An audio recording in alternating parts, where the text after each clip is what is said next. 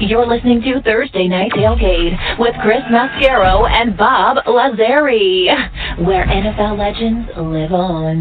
Back to you, boys. It's him. He's alive. And now back with us here on Thursday Night Tailgate is former Patriots Pro Bowl running back Tony Collins. Good evening, Tony. Hi, Tony. How you doing, Chris and Bob? I'm doing fantastic. I'm ready for football to start back up again. Indeed, aren't we all? And, you know, Tony, we've got the combine going on. Bob and I talked about this a little bit at the top of the show, right? You got the combine going on now, and teams place such high value on what they see, you know, essentially guys doing different skills challenges, whether it's, you know, the 40-yard dash or how many bench presses they can do or what the high jump is or the broad jump and all of that sort of thing. Is there value in that? What is the value? If you're a scout or you're a coach or a GM and you're looking at guys do these sorts of things, what value does that do for you versus what you've seen on game films? I mean, it just gives you an idea. It's like I'd say like a job interview for the guys. And the value is pretty special because it's, you know, it's a lot of pressure when you go to the combine because you got, you know, your position, you got different guys running the different times. You know, you want to have the best time in everything that you do. You know, you work hard to get to the combine, and you know, you probably a month or 2 months out, man. You're working hard and doing what you're supposed to do to get to that combine. I think the value is really special because the scouts get to see the kids under pressure. They get to see what kind of talent they have, what kind of lateral movement they have, and of course at the quarterback position it's probably one of the toughest things because to evaluate. You can see how strong somebody's arm is, but you just can't tell what that quarterback's going to do when he's got a 300-pound defensive tackle coming at him. That's a whole different story. But I think it's great. It's huge for a lot of the guys. I think it's huge for a lot of the scouts. That's why you see all the scouts and all the teams there because they want to see the times. They want to see the agility of these players and what they have, and of course get to talk to the players and see where their head's at and. You know, they take their little tests and different things like that, their mind tests, and I think it's a great thing that they do. And Tony, we're hearing some positive things about the upcoming league meetings, where you know they'll get the rules committee together, and you know hopefully they're going to revisit this whole catch rule. In your mind, what should constitute a catch? Yeah, well. If you catch the ball and you make a football move and what's considered a football move? I mean, you catch the ball and you make a football move. So what's considered a football move? Taking one step or taking two steps?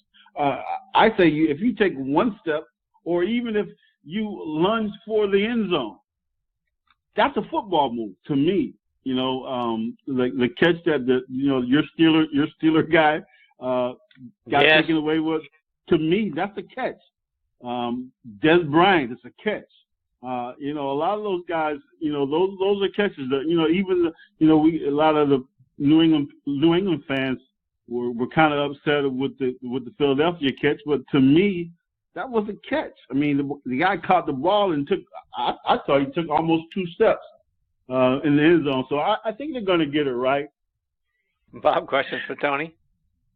Hey, Tony, the news up here in New England all week was it seems like Gronkowski is looking forward to at least one more year. There was talk that he might retire. We remember the brutal concussion in the postseason, and you know, Tony, as you know, he's one of those guys that's always going to take a beating. As big as he is, he's always over the middle. He's always going for extra yardage. He's always a target of opposing defenses.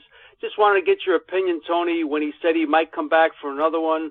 You know, what's going through his mind, and will he ever be healthy again? Well, you know, Gronk is a special guy, man. I'm hoping that he comes back as a fan just to see him play. I think he still has a lot more catches out there, but as a a guy that's been there and knows what he's going to go through with all the concussions that he's had and all the different injuries that he's had, the back thing too. It's tough, man.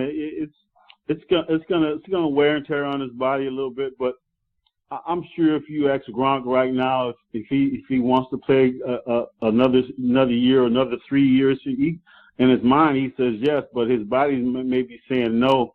But this game is a brutal game, man.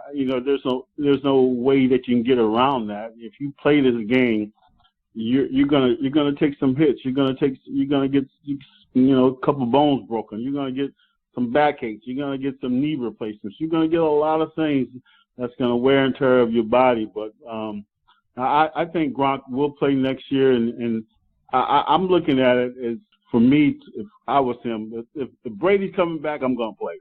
That's how I would look. And Tony, more on the beatings that these guys take. It's almost a question of luck now if these guys can stay actually halfway healthy throughout an NFL season, because you were a weightlifter, Tony, and what do you do to try to minimize the injuries? You can lift the weight room and you could run and you could try not to get hit. I mean, what's the best thing for these guys to try to avoid injury? I don't guess think there's no answer. One. No. Of course you want to stay in the weight room. Now, this is one thing I do believe. The guys that work out in the weight room and really put the work in, those are the guys that will last longer. No question about it. I know that for a fact. The guys that go half in the weight room, those are the guys that are not going to last as long. So, it's just like you said, man. It's you can be in practice and mess up your ACL just running and making a quick stop. It's been done last year. The quarterback down in Houston, he was at practice. So how can you avoid it? The only way that you can avoid injuries like that is, like I said, you work hard in the weight room. You try to do your best. Put that work in the weight room during the off season to build your body up to a machine. And that's one of the things that I was taught at an early age, is that your body is your business. How well you get your body for this league or for this game is how well you're going to be able to last the longest. So it's a tough situation for the guys, man. But like I said, and you ask any NFL player, would they do it all over again? If they knew that they want to have, concussions and CTE or back surgery, or maybe even an opportunity to get knocked out in a game, or paralyzed. Because we love the game, we're gonna say, man, I think I would do it again. And like I said, with me, I mean, I would do it again. If even if they told me, Tony, you might, get CTE, or you might have back problems, or you might have, you're gonna have to get your knees replaced. Do you sure you want to do this? And I would say, yeah, I want to do it because I love the game, man. Can't stop living. Yeah. Tony, before we let you go, do what you always do. Tell us about the great things you're doing for kids and helping them get off to college. TonyCollinsFoundation.org. We're on our 10-year anniversary this year. Really, really excited about that, man. And, you should go to the website, TonyCollinsFoundation.org. Make any type of donation, because we're just, it's just not about helping kids get to college. We want to help kids in their lives, man. We want to help kids, understand how important it is to be a good citizen, to treat women, for the men to treat women the way they're supposed to treat women, and be a good father and a good mother, and just a good person all around, man.